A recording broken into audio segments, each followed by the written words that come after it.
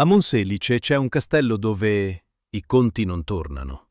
Non per la storia, per quello che resta.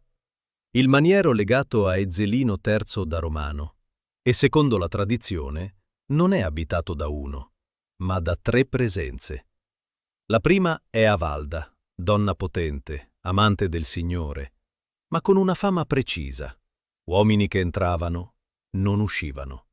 Si parla di veleni, riti e di un ordine dato in segreto, farla eliminare. Da allora alcuni raccontano di vedere una figura chiara, vestita di bianco, macchiata.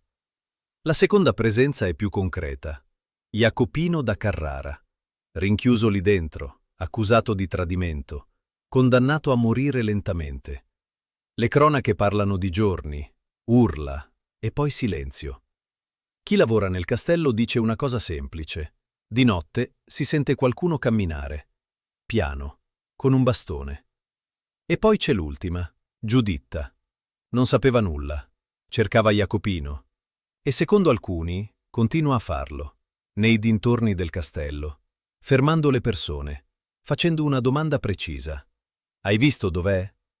Il punto è questo, sono tre storie diverse, tre epoche, eppure tutte ferme nello stesso posto.